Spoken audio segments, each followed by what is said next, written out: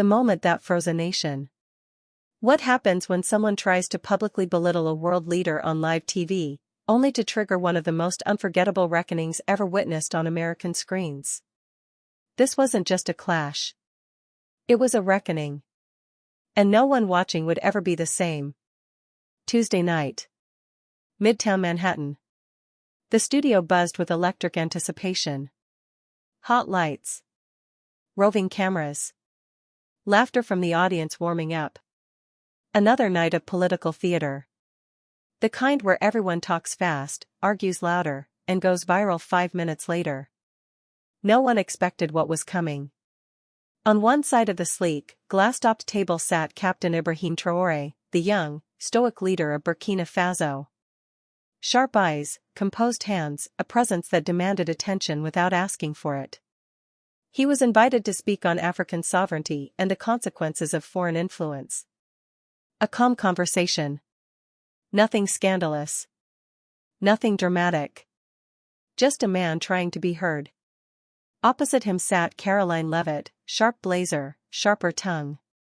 A media-trained pit bull with a reputation for smiling while she cut you down. She wasn't interested in context. She was there for blood. The segment rolled on. Traoré spoke thoughtfully. His tone never wavered. No fire, no brimstone, just truth. But the more grounded he was, the more irritated she seemed. And then she snapped. Leaning in with a grin that didn't reach her eyes, she jabbed a manicured finger toward him and, in a voice dripping with smugness, said 2 words that detonated like a bomb. "Sit down, boy." The air went thick. You could have heard a teardrop fall. The host froze mid-nod. A couple gasps broke from the back row. Phones lit up in laps like emergency flares. Twitter was already ablaze. But Traoré? He didn't blink. No outrage. No reaction. Just a long, quiet pause. And then, he stood. Not fast. Not angry. He rose the way mountains do, slowly, unshakably. He stepped away from the table. Turned toward the audience. The room tilted with him. And when he finally spoke, his voice was almost a whisper, but it carried like thunder. "I come from a place," he began, "where boys become men long before they know what it means to dream." You could feel it, the ripple. A collective breath drawn tight in every chest. He didn't look at Karoline. Not yet. He looked through the camera, through the crowd, as if speaking to every living room in America. "You can call me boy in this studio," he said, finally turning to her, eyes steady. "But back home, boys carry nations.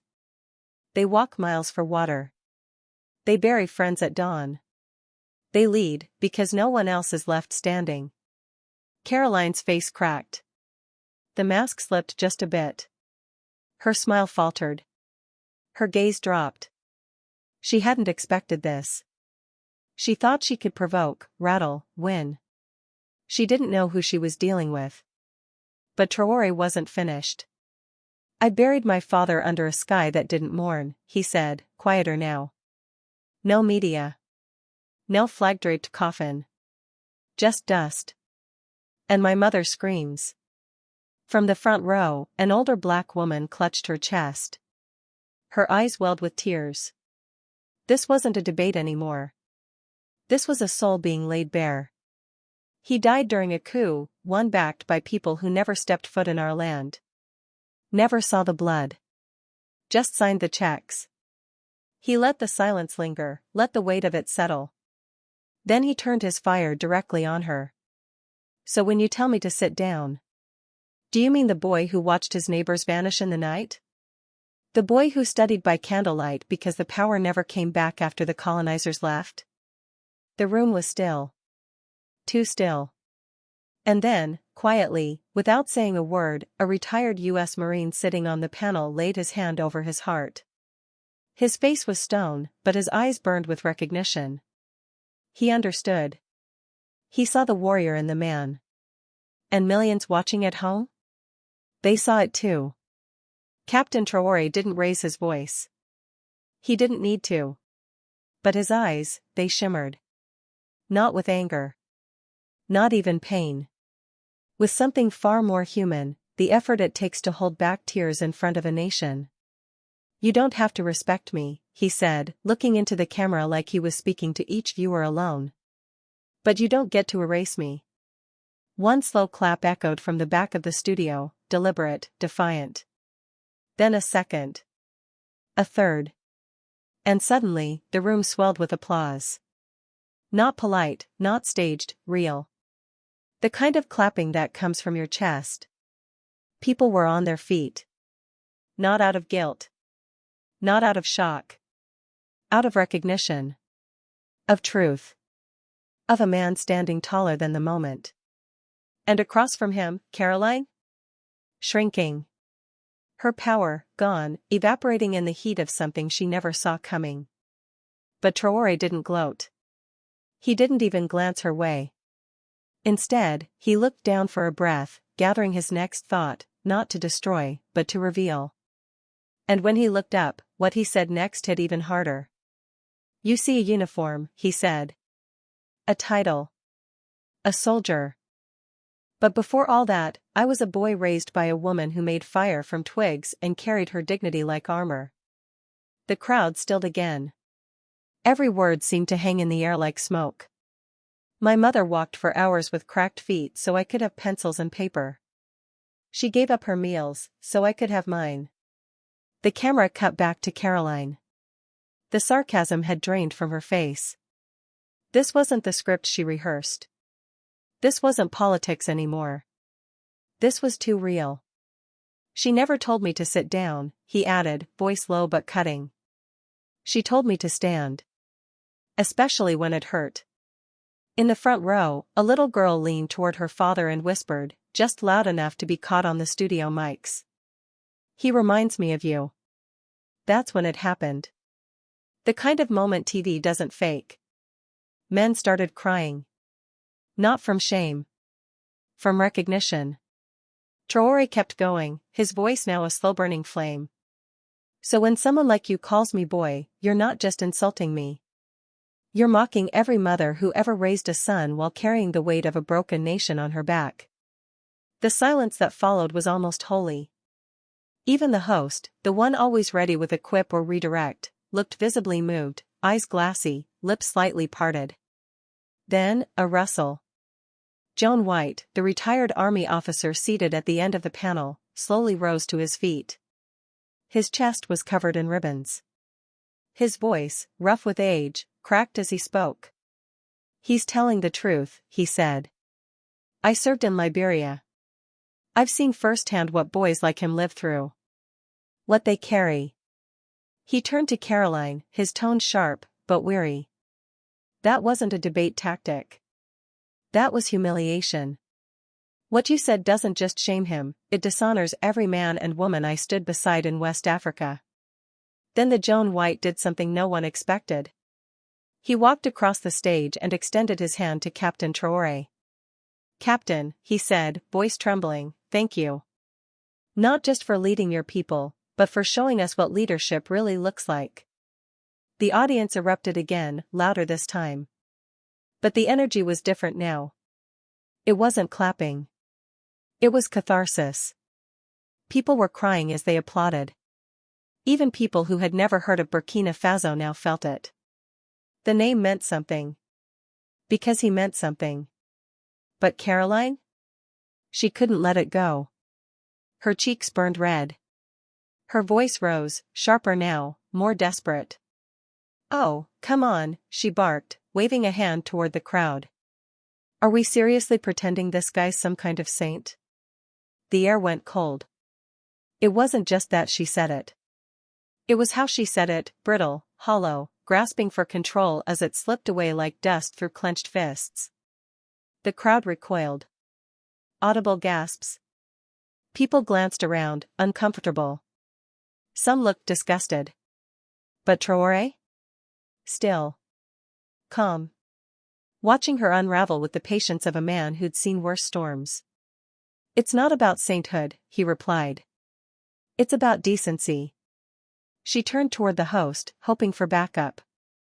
He stared at her, not with anger, but disappointment. She was on her own now. "What's next?" she scoffed.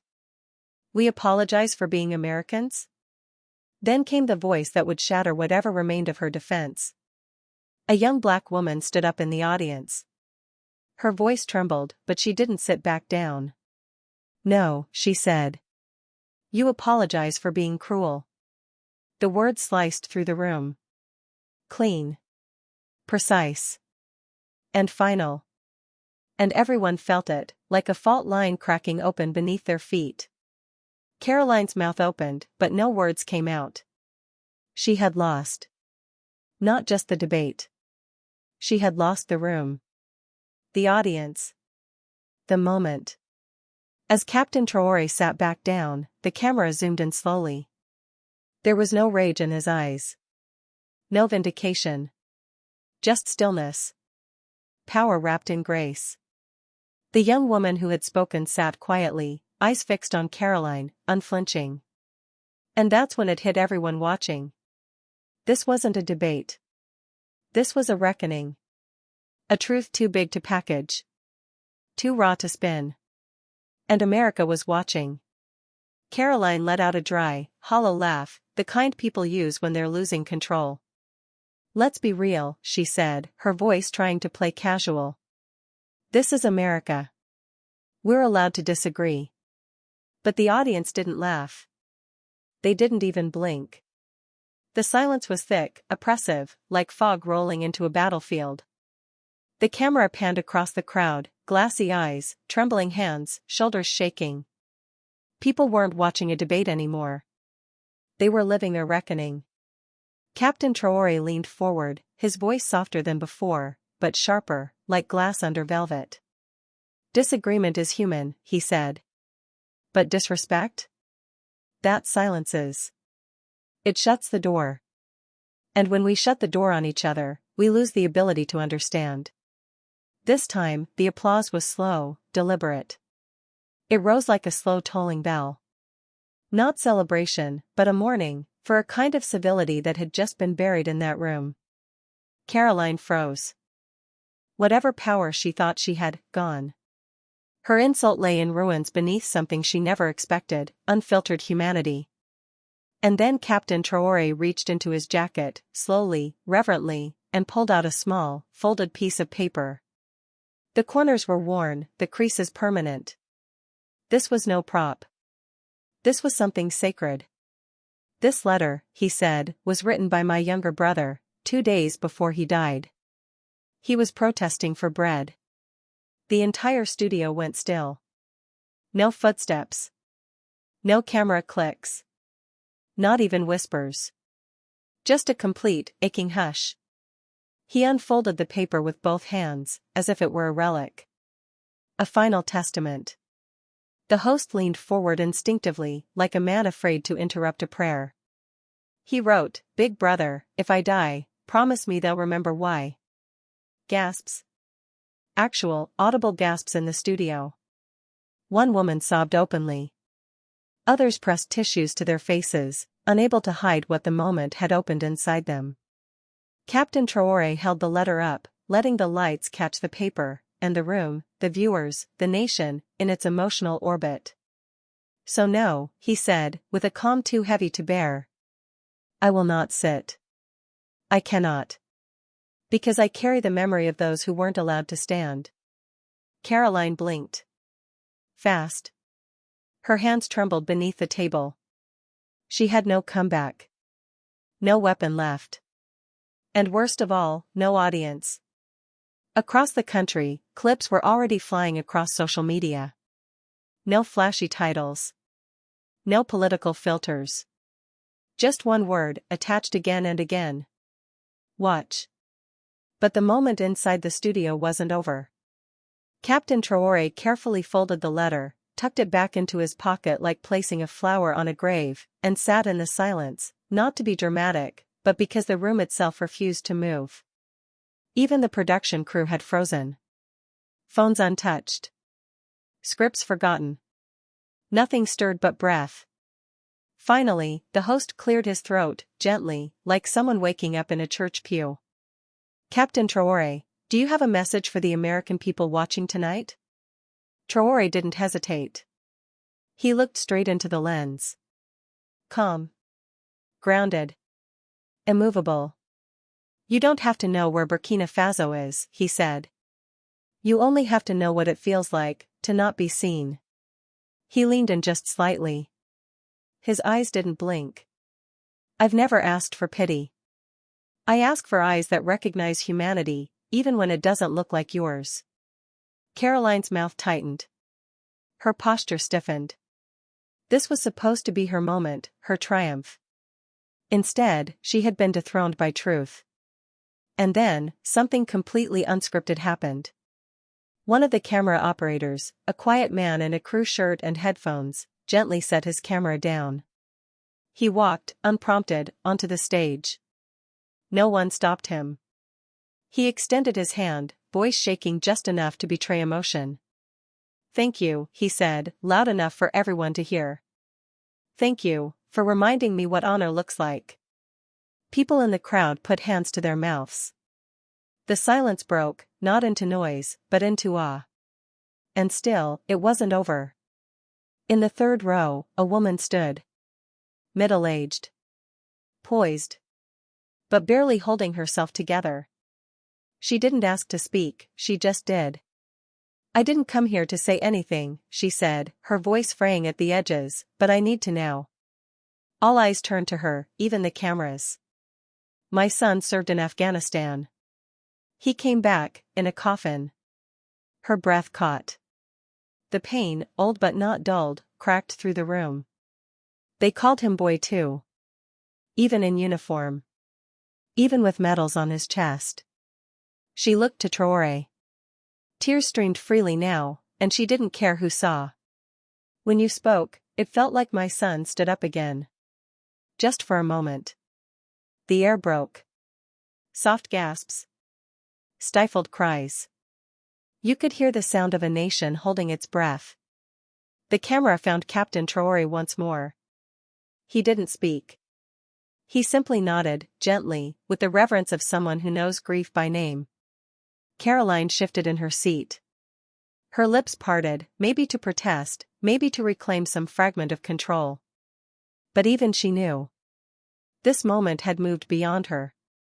It no longer belonged to opinion, or politics, or power. It belonged to truth. And truth had stood up. It wasn't a broadcast anymore. It was a turning point. The studio felt less like a soundstage and more like a sanctuary, a place where something fragile and undeniable had broken loose.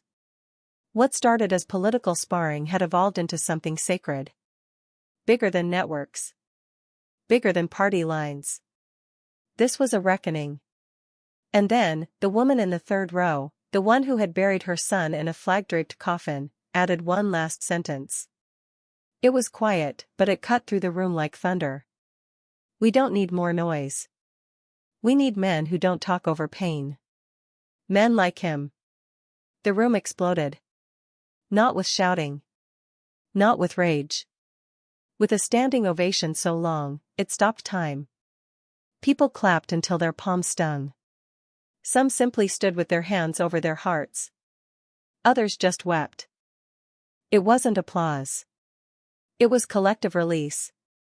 But not everyone stood. Karoline remained seated, fists clenched, face tight with fury. She leaned into her mic, but this time, her voice didn't carry confidence. It carried contempt. This is all staged, she hissed. This isn't journalism, it's some kind of sob story circus. The host turned slowly, took off his earpiece, and placed it on the desk like someone lowering a flag. Karoline, he said, voice low, you created this moment. You just never thought the moment would outgrow you. That was it. Her mask cracked. She slapped her cue cards on the table, stood up fast, almost too fast, and snarled. I don't need to sit through this emotional ambush. And she stormed off, the sound of her heels hitting the studio floor echoing like an ending. No one followed. No one reacted. Just silence. Heavy. Cold. Final. Then, from somewhere in the audience, someone whispered, almost like a prayer. She mistook truth for attack. The camera cut back to Captain Traoré. Still seated. Still unshaken. A man who had already said everything by saying almost nothing. I didn't come here to destroy anyone, he said quietly. I came here to tell the truth some people refuse to hear. The host stared at him, wide-eyed, humbled, and said, well, the truth didn't raise its voice. It just stood tall. Outside the studio, the story was no longer a broadcast. It was a movement. Phones were melting down. Social media was catching fire. Producers were crying behind control panels. Clips were already everywhere. And then, a message flashed on the control room screen. 3 words. From the highest office in the country. We saw everything. No signature. No explanation. But it didn't need one. Back on set, as the cameras resumed, the host leaned forward again. Captain Traoré, after tonight, do you still believe America can hear what it needs to? Traoré turned toward the lens. His voice had no edge. No heat. Just something more dangerous to denial, clarity. I believe America wants to hear. But first, it has to get quiet enough to feel what it's been trying to avoid. He let that linger. Then added. I met a little girl in Chicago last year. Hospital room. Bald from treatment, but smiling like she owned the sun. She gave me a drawing, 2 flags, one hers, one mine. And she said, you're both fighting for kids like me. A tear ran down someone's cheek in the front row. No one dared wipe it away. That child, he said, voice lowering, understood more about unity than most grown men in suits. The air in the room changed. You could feel it, as if everyone in the building had just exhaled for the first time in years. In homes across America, people put down forks, paused arguments, muted games. Some leaned closer to their screens. Others simply cried. And just as the host prepared to close the show, a man stood in the audience. An elderly white veteran. Full uniform. Cane. Bars. Medals.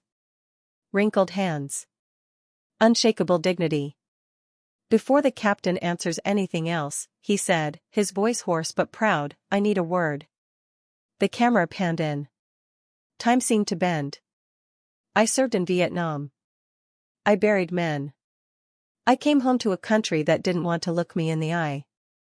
And I've spent a lifetime waiting to hear something like what I just heard tonight. He pointed a trembling finger at Traoré. That man didn't raise his voice. He didn't demand respect. He earned it, in every word. Then he turned to the lens, to the nation. This country doesn't just owe him an apology. It owes him something deeper, recognition. There was no applause. No sound at all. Only tears. Only truth. Captain Traoré slowly stood. He walked to the man and took his hand, strong and steady. And the nation watched, silently, not as viewers of a show, but as witnesses to a moment that would be remembered long after the credits rolled. It no longer felt like news. No segments, no sponsors, no scripts. Just a moment suspended in something that felt closer to truth than television had ever dared to be. And when the camera caught the image, an African captain and an aging American veteran, clasping hands with eyes full of history. The photo tore across the internet like wildfire. No hashtags needed. No slogan. Just the image. 2 men. 2 wars. 1 unspoken understanding. We carried more than weapons. We carried silence. Then, as if the moment had more to give, the host blinked at a note passed to him. He cleared his throat and said, almost cautiously, Captain Traoré, we have a visitor. The screen behind them flickered to life. There, on video, was a little girl, the one he'd spoken of. The girl from the hospital. The one with the paper flags.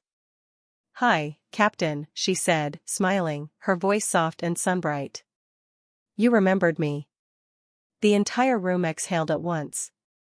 The audience didn't just tear up, they unraveled. She held up the flag she'd drawn months before, the red, white, and green bleeding into stars and stripes. "You told me I was brave," she beamed. "But tonight, you were." The host turned away from the camera.